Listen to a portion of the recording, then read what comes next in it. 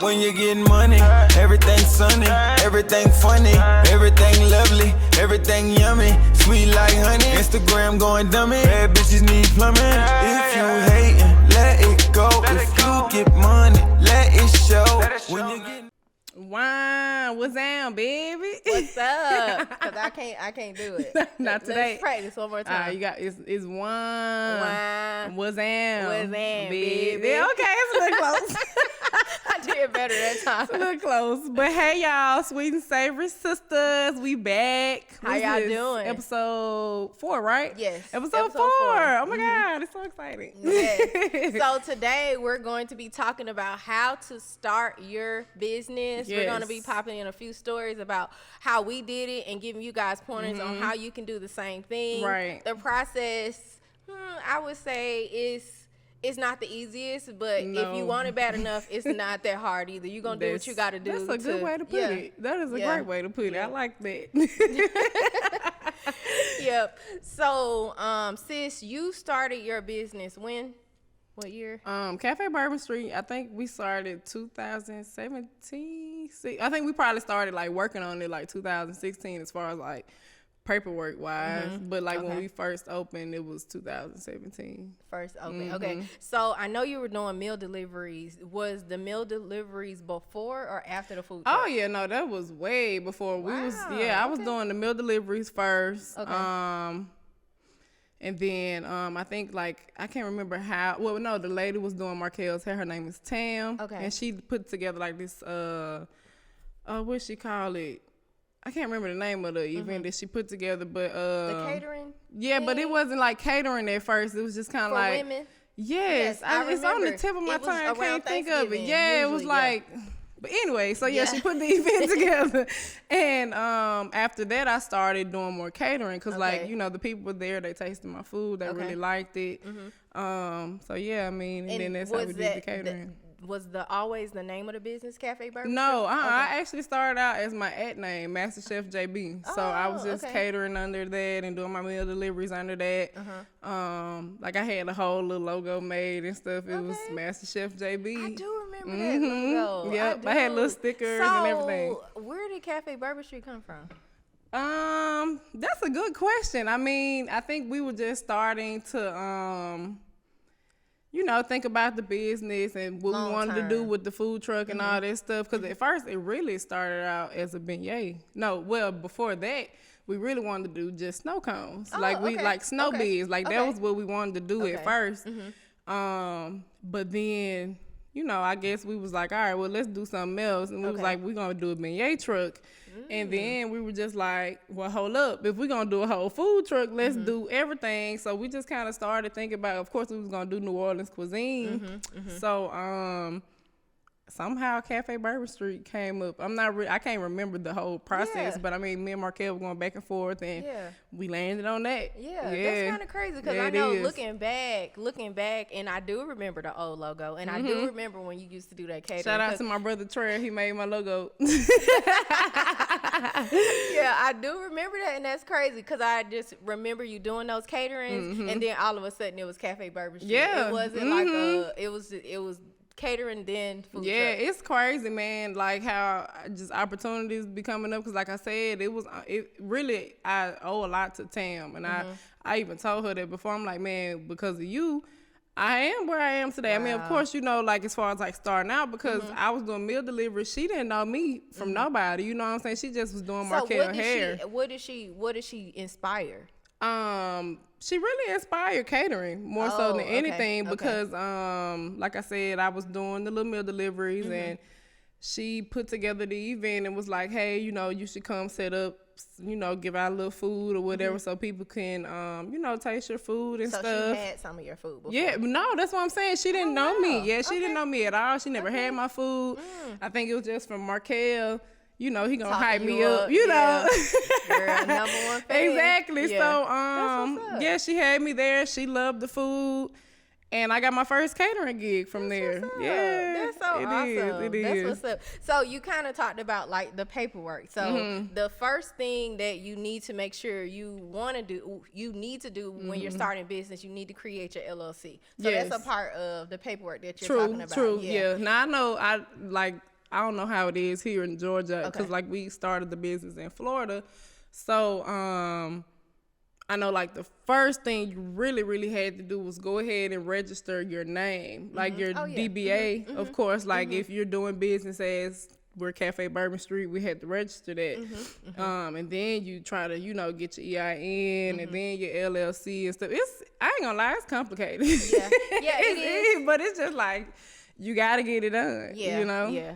So how, I think I launched mine the following year after Jonnessa, and the first thing I did was I registered I did my LLC first, and my LLC is Jackson Enterprises and Associates, and Candyland is a DBA underneath Jackson Enterprises and Associates. So that's pretty much how I did it. So I did the LLC first, then I purchased my name, and then after that I kind of went back to the drawing board and figured out the whole concept. Like I had the name, but I didn't know exactly how I wanted to deliver the business. So the wrap for my trailer, all those different things, that didn't come until after the fact. I knew what I wanted to do, but I did the LLC, got my EIN number, purchased my name. I did all that stuff first, and then I went back to the drawing board to figure out, okay, this is the name, and I don't want to mimic the Candyland that we all know right now. Right. So I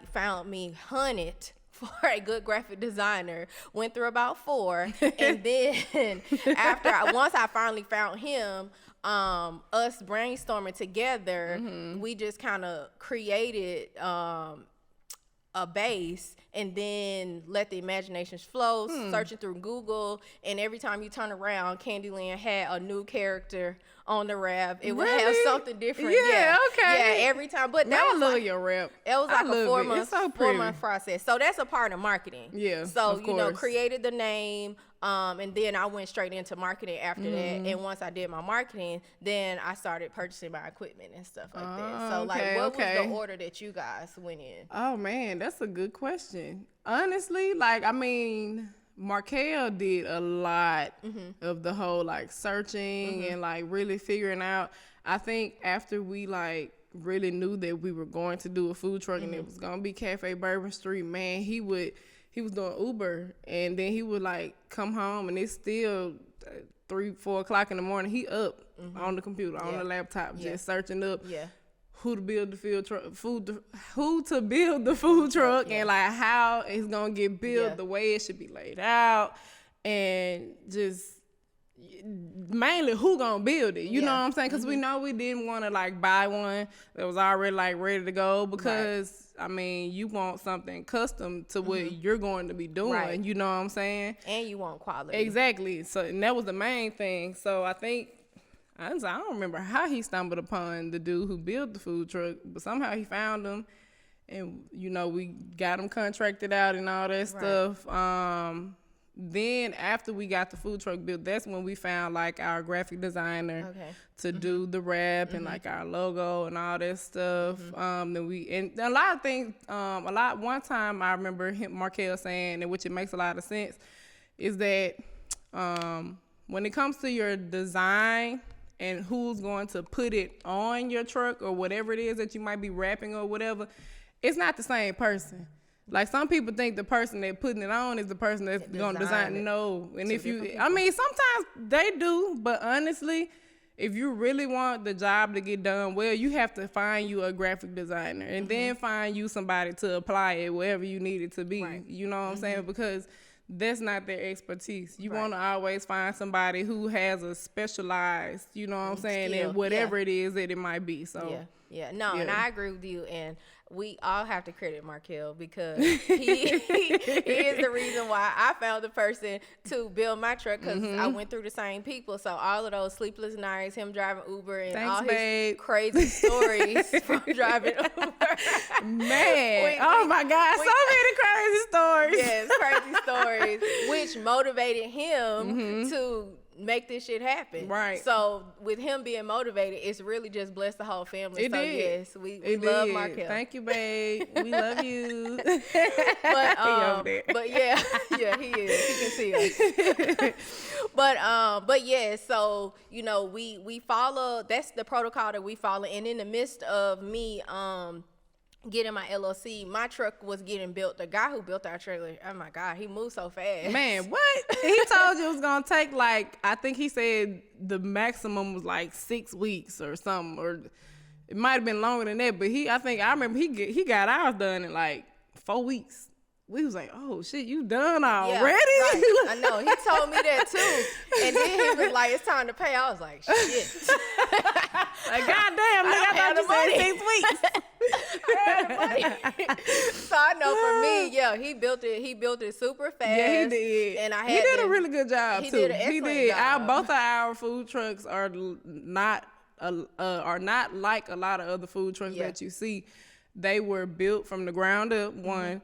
And they have steel frames. Yeah. Ain't no wood. Ain't none. It's still, our trailers are pretty heavy. They're heavy duty. They gonna last. They're good quality. Right. They are good quality. So that was one thing that I really liked about that. Right. Yeah, for sure. Yeah, that's where you need a man in place. Right. I wouldn't. I wouldn't have known either.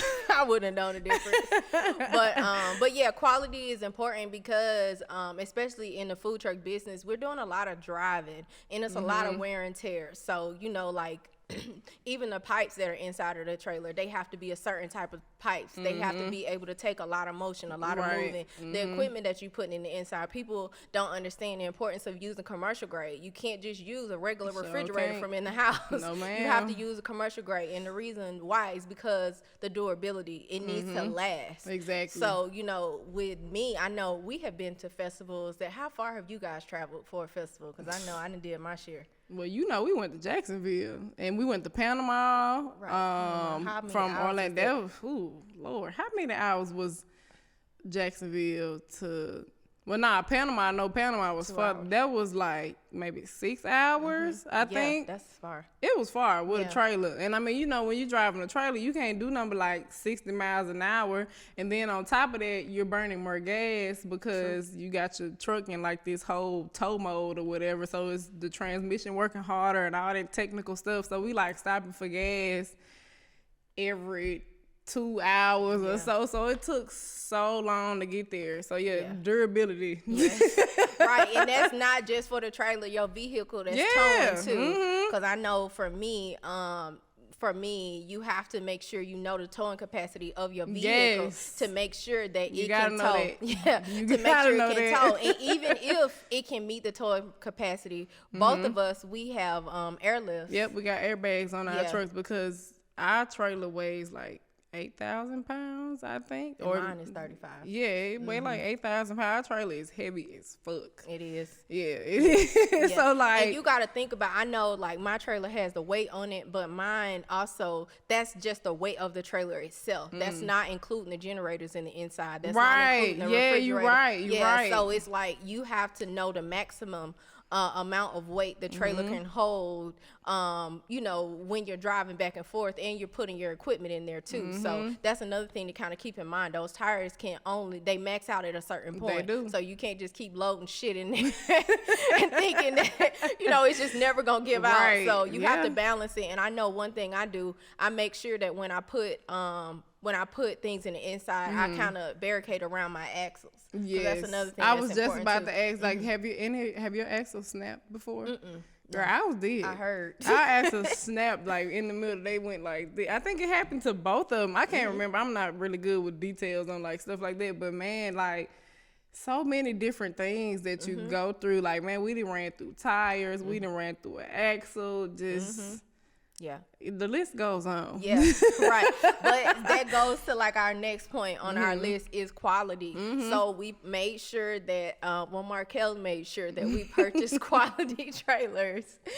And after that, we make sure we purchase quality equipment. True. The commercial grade refrigerators, the commercial grade. I know my snow cone machine is state of the art. Yes, it's a state of the art price. Real deal.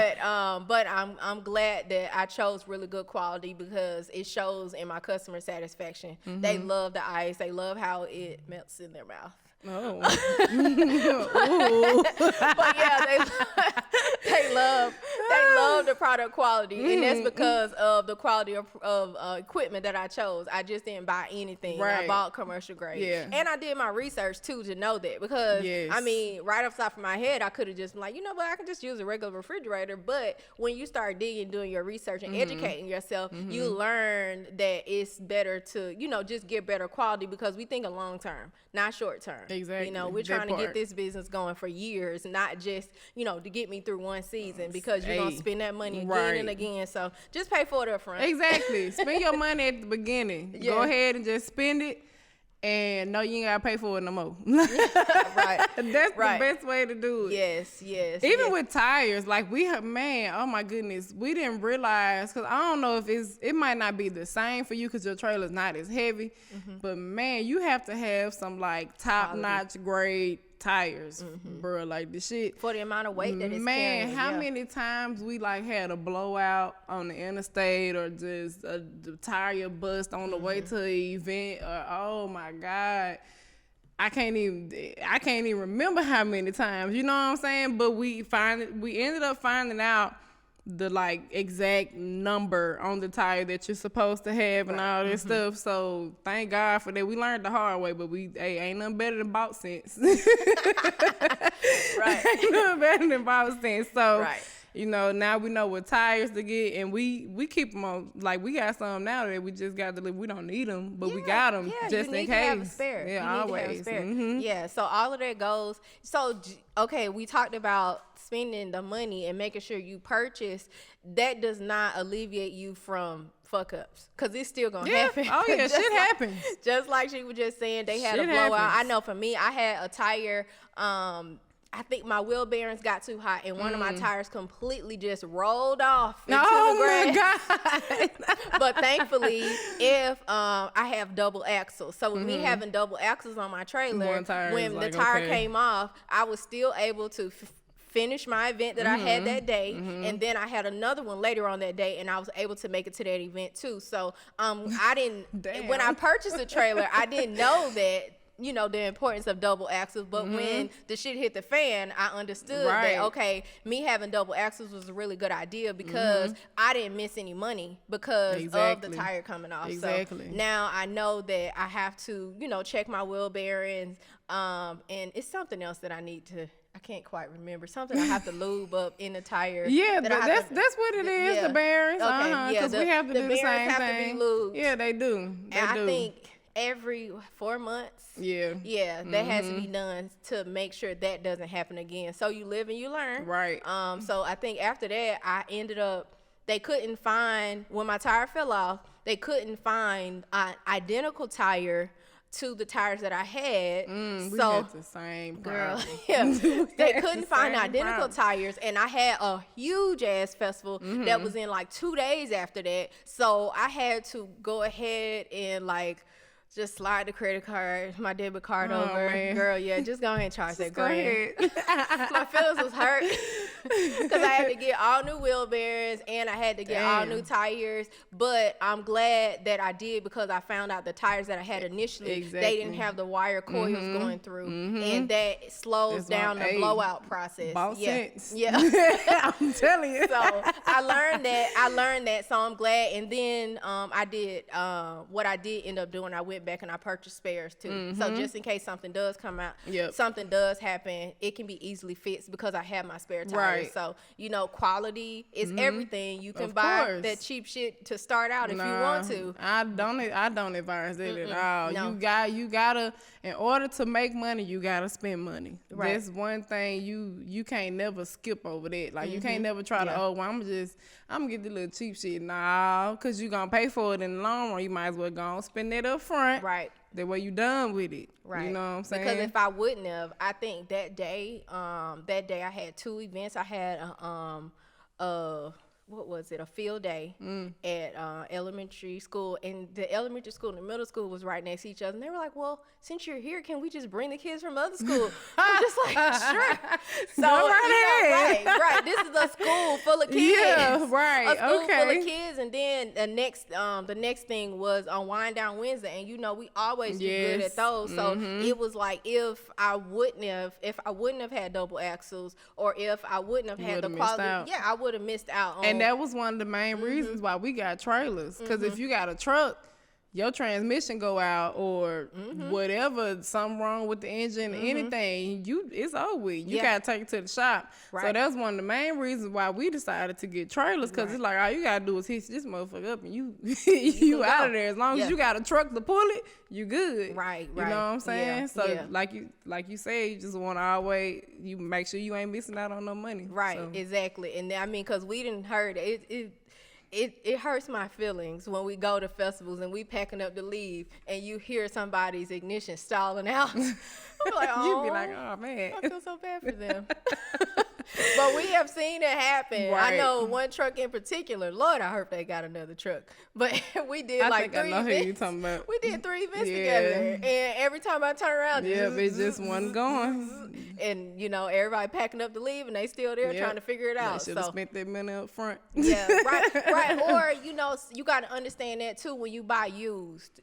You buy used, a lot of people buy used food trucks because food trucks are expensive. Yeah, they are. They're expensive. They get up there. Yeah. They get up there in price, so I can understand it. But long run, going to the shop every other week to get this and this fixed, it adds up. So that's why we chose to do trailers. I will say with the trailer, the pack up is a little longer. We usually leave last because the person in front of us has to get out of our way so we can hitch up and stuff like that. Exactly. But I mean, it's worth it because I can always rent something. If my truck go down, I can always rent something and make it to my event and come back and address that later. So that's that's the reason why we chose the route that we chose. But but yeah, I just felt a little. Yeah. Go with it. It's your birthday week. I know. It's my birthday is Friday, y'all. Yes, her birthday is Friday. So I think we didn't really cover or stress the importance of doing your research. Yes. So the next thing that we're gonna talk about is like, I guess, let's see. What we got? We got the social. Did we touch on social media? And then you said partnerships. What else? Oh yeah, partnerships. I guess now it's still marketing, because social media is another branch of marketing. Right. And I am still learning. I think everybody. Yeah, we are. Because social media is constantly evolving. It's constantly new ones. It was Instagram, Snapchat. Now it's TikTok, and even TikTok be lit. Yes, it really is. It really does. So marketing yourself on social media is key. So important. Major key.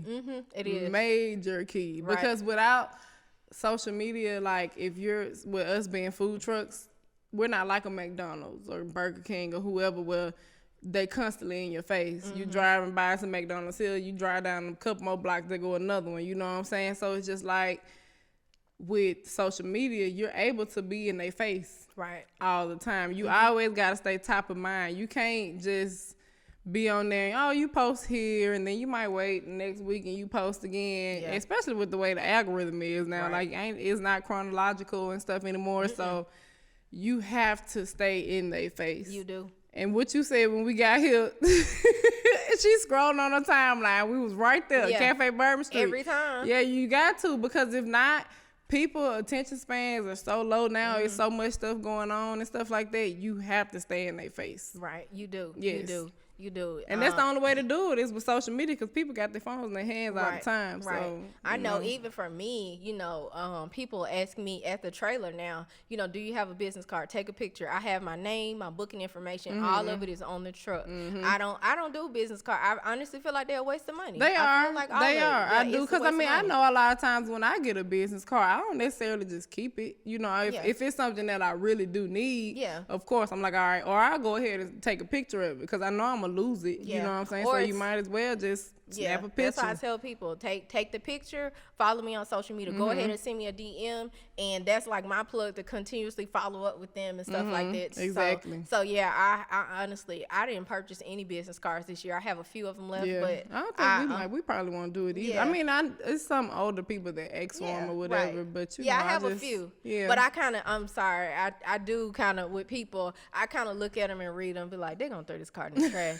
They just want to ask for it, just to ask for right, it. because it's just a thing to do. Oh, can I have your business card? Take a picture of the door. Take a picture of the door. That's what I tell them, And if I'm out, I'll sit there and talk to them for a minute. Let me get your social media information. I'll shoot you a DM. Right. So give me your email. Social media is where it's at. Right, and you have to know how to use it. Like she said, you have to be consistent with your posting. You have to post on a regular basis. I know I try to shoot for at least twice a day, but the more the better. The more, of the course. more the better, and especially if you have like something coming up, like an event or in the food truck business, you need to be consistently posting because you want to appeal to the audience, and then you got to make sure that you're putting out stuff that looks good. Of course, yes, you have to make sure that when you post on the social media, everything need to look right. The colors, the quality of the picture don't need to look old. Not necessarily old, but exactly. You know what I'm saying? It needs to look like you can really see what's going on in the picture. You know what I'm saying? So nothing blurry. You want to make sure. And one thing that I've learned too, in order to take good pictures, always wipe your camera off. Even though you might think it's clean, wipe it off before you snap a picture every time. That way you can make sure what you posting on social media looks real crisp and clean, clear. You know what I'm saying? So you can get the message across. Right, and you have to. Another investment is a good phone. You need a good phone. For sure. I am new to the iPhone family, and I appreciate the iPhone. The picture quality, the picture quality is really good. So that's another investment, and just like a few more things that we kind of want to touch on before the end of the episode is before you open up, do like a tasting. Like a tasting for your product. Great. That's a great point. A tasting for your product and what you're putting out there. Maybe have some friends, family over, get them something to drink. Tell them it's free food. Just lure them on in there. Yep. But do stuff like that to kind of get a feel for what people like. Do not base things on how you feel. You're not your customer. That's real. That's something that's super important. Yep. And then another thing on social media that people do, or if you're doing an event, partnering with other people who are not identically what you are, but something similar. Kind of like how we do. Yeah, kind of what we do. I got the food, she got the drinks. Exactly. And the sweets, So it's like we're not infringing on each other's business, but we collab and we make sure we're each other's equal. Right. Exactly. So it's like, they have a dope concept and so do I. Yep. So that just really brings the people in like, dang, both of these trucks are so great, So and it's shout out to Blends too. That's even how it was with us when we were setting up there. I mean, it just made sense.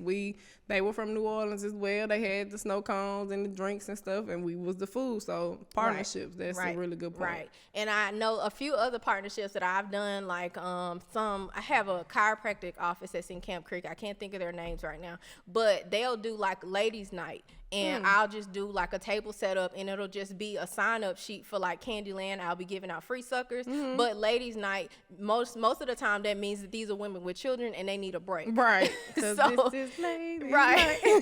So with them coming out, they still love their kids. They always thinking about their kids. So I have like my iPad out. And I'll give your kids some suckers when you get home, and they'll sign up, and I'll talk to them about the birthday parties and stuff like that. So it doesn't always have to be exactly what we're doing. It's other ways that you can market yourself and partner with other people. You just got to be creative. Yeah, that's true. I always say it's big to get in your creative space and just let it flow. Write it down, and let it flow. Real. And that's the best way to me to make yourself unique, because that's your own idea, and that's not something anybody can take away from you. Unless you let them. You start running your mouth too soon before you didn't really, made shit happen. I feel that. That's what's up. That was a great point. Well, thank you, sister. You're welcome. These years. We didn't have any questions or anything for this episode, did we? Not this time. Somebody said, how much money does it take to start a business? That's a pretty vague question. That is real vague. Yeah, it honestly, depends on what to kind start of it takes $0 because you gotta have an idea first. That's so true. to start Yes, a sis. business, if you really want to get that technical, Yeah. it doesn't take any money. It takes a lot of research and brain power. Really. Yeah, You know? discipline. Then you figure out how much money you're gonna need. You know. So Right. Yep.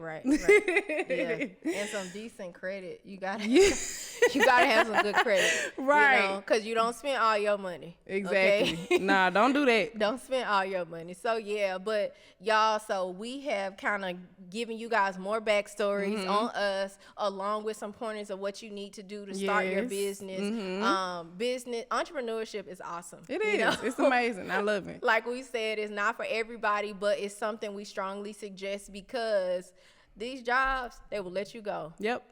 and don't think twice about it. So what you gonna do? Right. You know? Exactly. But I know one thing you are gonna do is tune in next episode. That's right, to the Sweet and Savory Sweet and Sistas. Savory Sistas. See y'all next time.